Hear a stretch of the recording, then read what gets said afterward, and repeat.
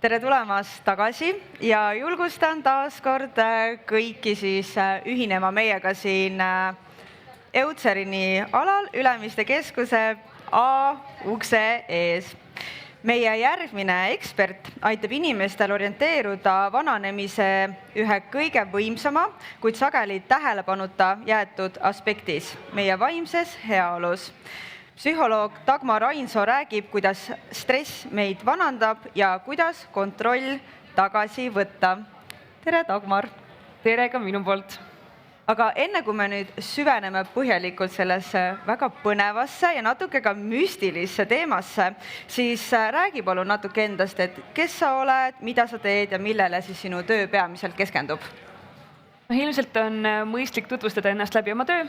Ehk siis erialalt olen kliiniline psühholoog, psühhoterapeut. Töökogemuse mõttes olen töötanud väga erinevate inimestega, olen olnud vanglasüsteemis, psühhiaatrikliinikus, erasektoris ja tänaseks peamiselt võtangi siis vastu oma eras, koolitan, ehitan eneseteraapia platvormi ja sisuliselt ma püüan oma teadmisi ja oskusi kasutada selleks, et aidata inimestel õnnelikumalt elada. Okei, väga põnev. Ma tõesti ei jõua juba seda meie vestlust siin ära kuulata ja mul on nii palju tegelikult selliseid küsimusi, mis mind tõesti väga paeluvad. Ja kuidas sa suhtud sellisesse väitesse, et stress tekitab kortse? Kas see on tõesti teaduslikult tõestatud või on see selline müüt ikkagi? Eks vist nii ja naa. Et ega ta nüüd päris nii ei ole, et mul on nädal aega väga stressirohket perioodi ja kohe näos on 2 kortsu rohkem. Aga seosed seal selles mõttes ikkagi on, et kui me mõtleme selle peale, mis üldse stress on, siis sisuliselt see on see asi, et meie aju tajub, et nüüd on mingi väljakutsuv olukord. Kas on mingi tajutav oht või et nüüd on vaja olla väga nagu selline tähelepanelik ja kuidagi nagu hästi valmis. Ja tegelikult stress ei pruugi üldse olla nagu halb asi. Me kipume mõtlema või kui me kasutame sõna stress, siis mulle tundub, et me ikkagi, sellel on mingi nagu negatiivne nagu tunnetus või kõla taga. Aga tegelikult selline lühiajaliselt stress on äärmiselt oluline just selle jaoks, et me oleksime nagu valmis toimetama. Et stress aktiveerib meie keha, meie pea on teravam, tähelepanelikum. Aga nüüd, kui seda stressi on väga pikaajaliselt või seda on väga intensiivne, sellisel juhul ta tõesti enam liiga hästi ei mõju. Ja mis stressi olukorras juhtub, on see, et kõigepealt hormonaalselt tõuseb stressihormoon, kortisol läheb üles, adrenaliin ka läheb üles. Kui me mõtleme näiteks naha peale, siis kortisol piltlikult öeldes ta nagu hävitab kollageeni, ta ei mõju sellele väga hästi ja kollageen, nagu me teame, on naha seisukohast väga tähtis. Ja mis veel juhtub stressiga, sageli me ei maga väga hästi, uni on kehv, taaskord uni, nagu me teame, on ülioluline, et meie keha saaks taastuda. Stressiga meie toitumine kipub minema käest ära, nii nagu eelmises vestlusest tuli ka jutuks. Ehk siis me kipume sööma ebaregulaarsemalt, ebatervislikumalt, püüame seda rasket emotsiooni ära süüa, mis tähendab sageli seda, et me sööme rohkem suhkurt. Mul on praegu tööl nii stressirohke aeg, lõunale ma ei jõua, võtan kiire šokolaadi. Väsinud olen ka, joon rohkem kohvi. Õhtuti võib-olla, et tahaks lõõgastuda, võtan pokaali, ehk siis me hakkame rohkem tarvitama alkoholi, kofeiini. Osad inimesed hakkavad rohkem näiteks veipima, suitsetama, mis taaskord ei mõju just liiga hästi meie tervisele ja sealhulgas nahale. Nii et jah, selles mõttes need seosed nagu seal on küll. Ja ma olen täiesti kindel, et igaüks on ju tegelikult näinud peeglis seda pilti.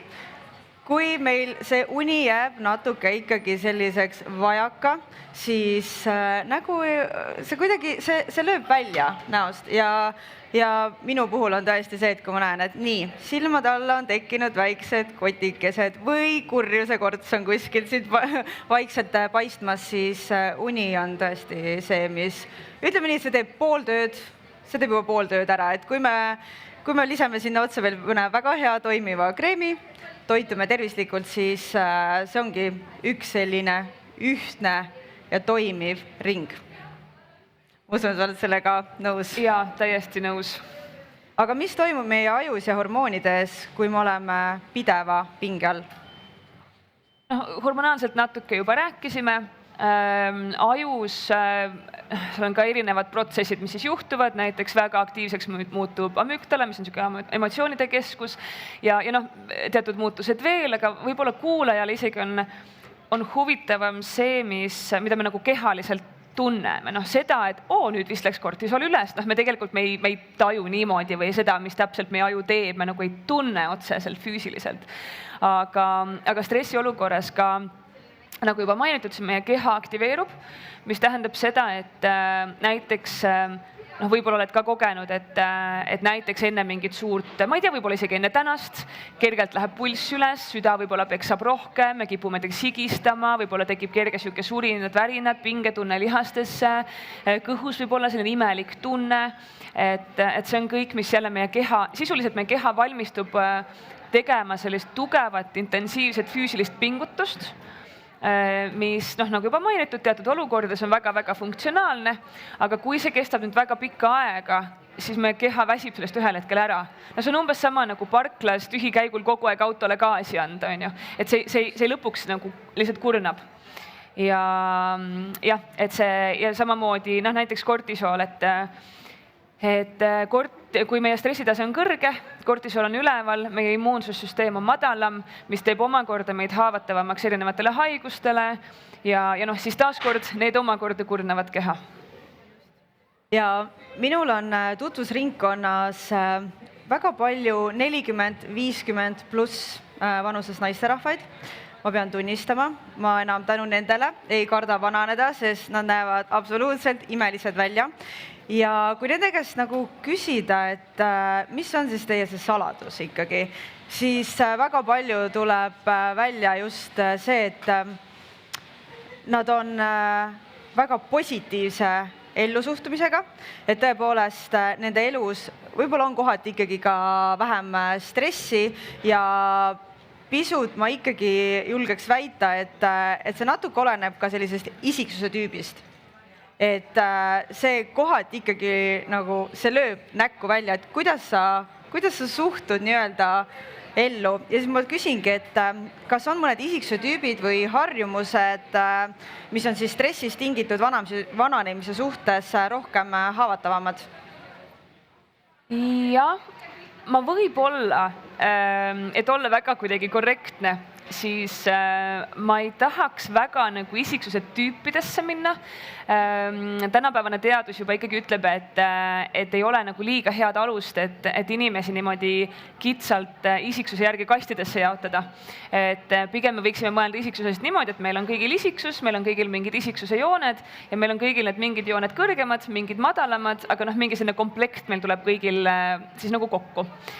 Küll aga, kui me mõtleme need isiksuse joonte peale, siis kindlasti inimesed, kellel on kõrgem siis nagu negatiivne temperament või madal positiivne, mis põhimõtteliselt tähendab siis seda, et inimesed, kes ongi kuidagi loomult võib-olla nagu pessimistlikumad, nad rõõmustavadki raskemini, võib-olla inimesed, kes on väga ärevad, kipuvad pidevalt muretsema, jälle nende see stressitase ongi nagu, nad ongi nagu haavatavamad sellele kõrgele stressitasemele siis.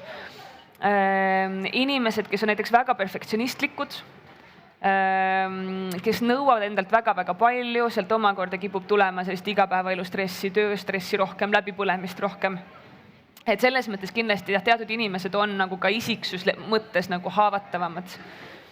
Aga kui sa nüüd vaatad oma kliente või kas või isegi hindad oma enda elu, siis milline on pideva hõivatuse emotsionaalne hind?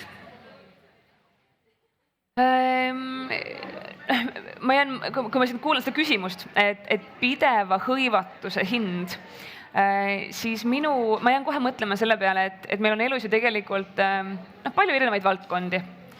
Ja meil on näiteks, kõigil on mingi pere, võib-olla on meil ka paarisuhted, mingid sõprussuhted, meil on tööelu, oma tervis, mingid finantsiline pool, mingid hobid võib-olla. ja seda ma näen küll, et mida nagu terviklikum ja tugevam kogu see ringi nii-öelda on, et mida rohkem on meil selliseid nagu tugevaid sambaid, millele toetuda, seda paremini me peame vastu mingile stressile ka. Et näiteks kui ikkagi tööl on väga-väga raske, aga mul on väga head sõbrad, kelle juurde ma saan pärast minna, siis on väga palju lihtsam.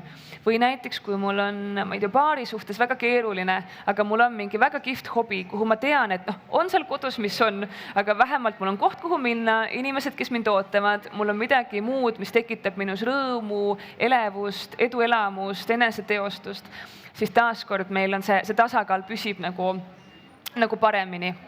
Ja see hõivatuse juurde tagasi tulles, et meil on kõigil selline nagu piiratud kausitäis ressurssi. Meil on kõigil piiratud energia, piiratud tähelepanu, piiratud aeg, mida me saame siis nende erinevate valdkondade vahel nagu jaotada. Ja see pidev hõivatus, mis su küsimuses oli, võib-olla tahakski küsida, et mis siis valdkonnas, kui me rääkisime nendest sammastest enne, et kus see hõivatus siis nagu on. Et mille peale ma oma seda piiratud ressurssi, kuhu ma seda investeerin. Ja kas ma panen seda ressurssi nendesse sammastesse, kus see investeering päriselt mulle nagu tagasi toob. Ja võt seal võib-olla teen meelevaldse kuidagi järelduse, et see küsimus oli näiteks töö kohta, et pidev nagu tööga hõivatus. Seal ma mõtlekski läbi selle prisma, et kas see töösammas nii-öelda on see, kuhu ma siis oma ressurssi investeerida tahan ja kas see sammas on see, mis mulle tegelikult päriselt nagu mõistlikus mahus tagasi toob. Ja just meeles hoida seda, et kui ma investeerin oma ressurssi sinna töösambasse, siis ma võtan seda teiste sammaste arvelt. Me ei saa panna igale poole kogu aeg hästi palju. Kui me kuhugi valime panna, siis me teeme seda teiste sammaste arvelt. Ja mida ma mille vastu vahetan. Ehk siis see hõivatuse hind on ju väga pikk vastus sinu küsimusele. Aga see hõivatuse hind tegelikult ongi see, et mille arvelt me seda siis võtame. Tegelikult me saame ise otsustada, mis see hind on. Just. Ja ma olen ka täiesti veendunud, et balance is the key ja see lause ei ole ju niisama öeldud, et kõike tuleb mõõdukalt. Et täpselt nii, nagu sa mainisid, et stress meie elus on täiesti okei. Ja samamoodi on väga okei, kui me võtame aja maha, me tegeleme rohkem endaga, et kõike võiks mõõdukalt. Et isegi kui me ütleme, et me lõpetame nüüd konkreetselt või võtame vastu otsuse, et nii, nüüd enam minu elu stressi ei eksisteeri, ma teen absoluutselt kõik selleks, elan oma unistust, ilusat elu, siis see ei ole ju ka võimalik, et me ei saa stressi täielikult ju eemaldada. Ma tahaks öelda, annaks ma segan sulle korraks vahele, ma isegi tahaks öelda, et kui meil nii-öelda stressireaktsioon või stress üldse ära kaoks, oleks üsna eluohtlik olukord, sest mingites olukordades on ikkagi sellel väga kindel funktsioon, et see tuleb meil appi, aga võt just ongi, et mis mahus seda meil on ja mis me sellega nagu pihta hakkame. Aga vabandust, ma segasin sulle vahele. Ei, see oli kusjuures väga hea kommentaar, siis mu küsimus olekski, et kuidas me saaksime oma vastupanuvõimet hoopiski näiteks arendada, sest et me ei saa ju, nagu sa ütlesid, stressi enda elust eemaldada ja see ei ole isegi mitte nagu kasulik, aga mõni inimene on stressile rohkem tundlikum kui teine, aga kuidas siis seda nagu arendada endas ikkagi? No esiteks võib-olla selline igav ja kuiv jutt, mida ilmselt kõik kuskilt ikkagi on juba kuulnud, aga ma ei saa seda mitte mainida, on meie baasasjad. Ja see on selline nagu natuke igav ja ebaseksikas teema, aga kui meil vundamenti ei ole, siis meil ei ole millegi peale ehitada. Ehk siis uni, mis juba läbi käis, täiskasvanud inimene peab magama 8-9 tundi, me ei saa mitte midagi selle bioloogia vastu, seal ei ole mingisugust kiiret häkki, kuidas sellest nagu mööda hiilida. Tervislik kuidagi tasakaalustatud toitumine, millest täna juba juttu oli, liikumine, millest me ei ole veel rääkinud, ülioluline, üks nagu kõvast sambast, mis väga erinevate mehhanismide läbi korduvalt teaduslikult tõestatult meie stressitaset aitab leevendada. Ja tegelikult ma ise tahaks panna sinna 4. samba juurde või 4. nurga juurde on head sotsiaalsed suhted ja sellised toredad inimesed, toredad tegevused, see on ka ikkagi see, mida inimene nagu ellu vajab. ma ütleks, et see vundament on see esimene asi, mida tuleks kuidagi nagu prioritiseerida. Ma saan täiesti aru, et igasugused, näiteks ma ei tea, väikeste laste vanemad praegu saavad hästi pahaseks jälle, kui ma räägin mingist trennis käimisest ja magamisest, et palju õnne, on ju. Aga eks siis on okei, et alati see kõik ei ole selline nagu õpikus. Aga see võiks vähemalt olla meil kuskil kuklas meeles ja kui meil on võimalik oma aega planeerida, siis ikkagi neid nagu prioriteete me võiksime selle järgi seada. Sest mitte ükski psühholoog ega kõikvõimalikud imetabalised kognitiivsed tehnikad ja asjad, mis me võime seal kabinetis teha, need ei toimi, kui sa ei maga, kui sa ei liigu, kui sa normaalselt ei söö, on ju, midagi teha ei ole. Et see on see esimene asi. Ja sealt edasi tegelikult selle vastupanuvõime osas, mul on nii palju mõtteid, aga ma püüan nad kuidagi nagu koondada.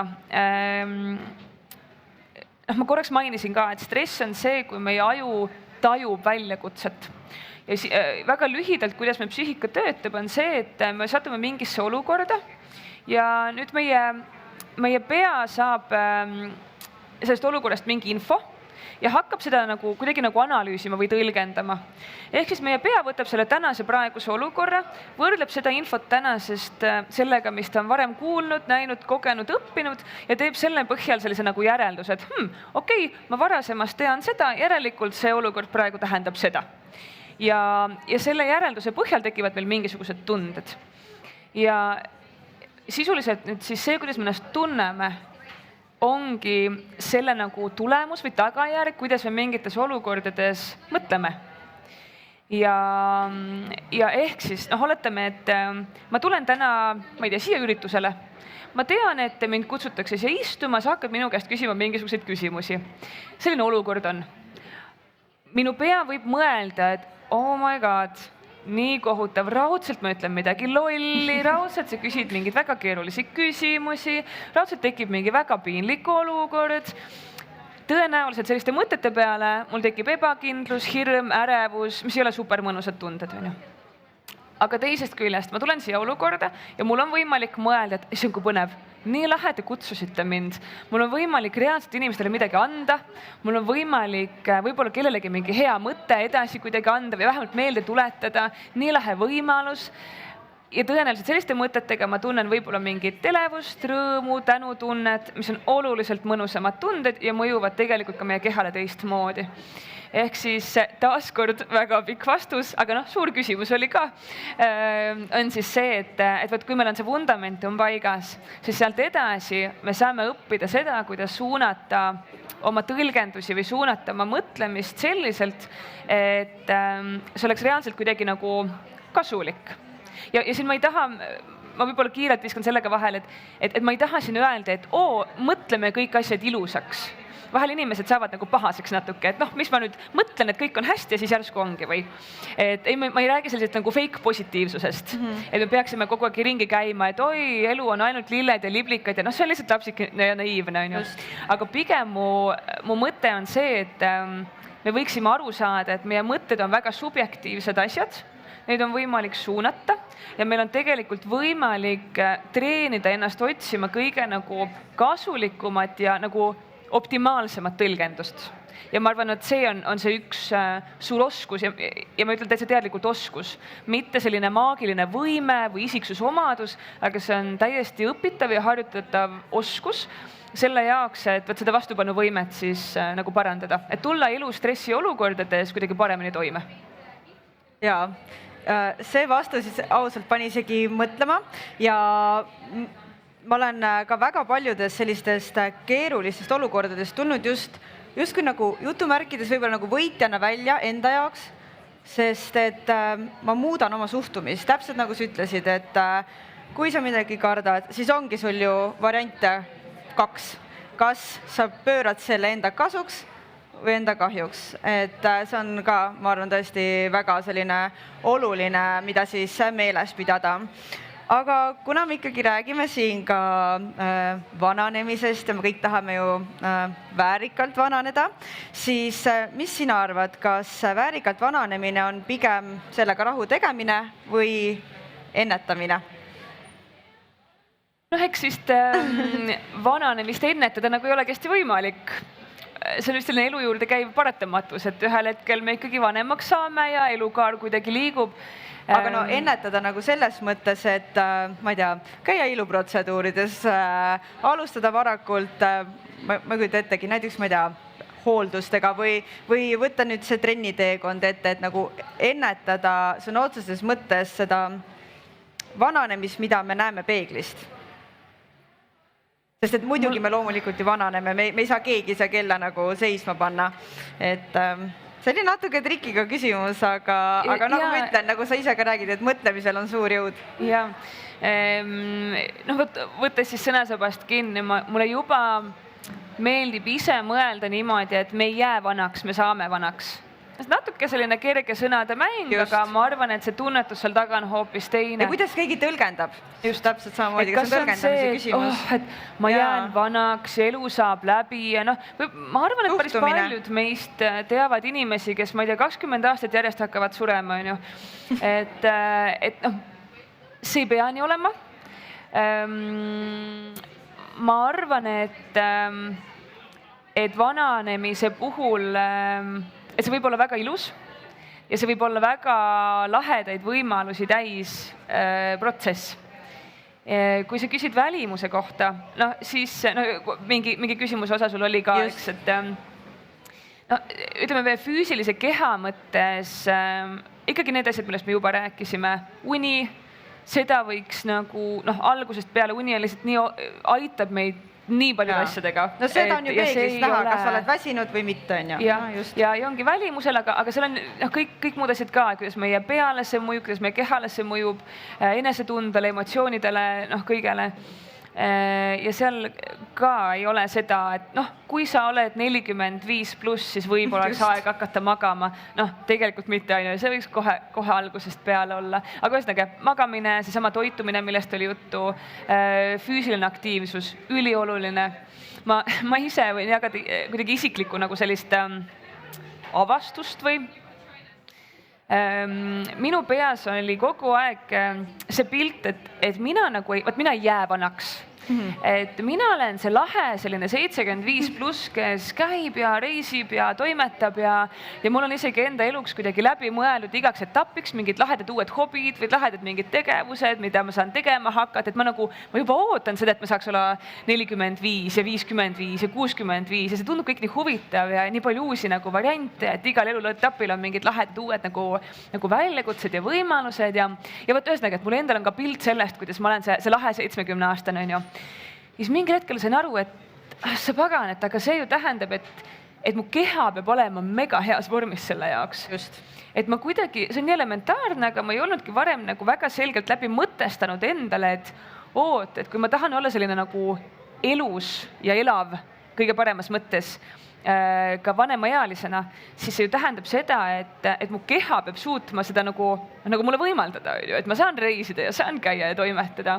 Ehk siis ka see, et me reaalselt nagu liigutaksime ja treeniksime oma keha võimalikult vara selle jaoks, et meil oleks võimalik lahedalt vananeda, mitte nagu jääda sinna diivanile vaprate ilusate ette, vaid päriselt käia, toimetada, elada nagu elamisväärset elu.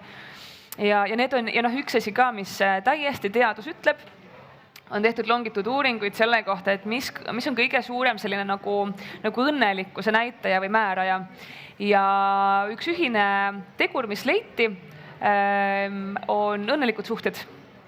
Ehk siis need inimesed, kellel on enda ümber, ja see ei pea olema tingimatust paarisuhe, see aitab loomulikult, aga üleüldiselt sellised head, mõnusad, turvalised suhted on see, mis suurel määral ennustab meie õnnelikkust, meie tervislikkust.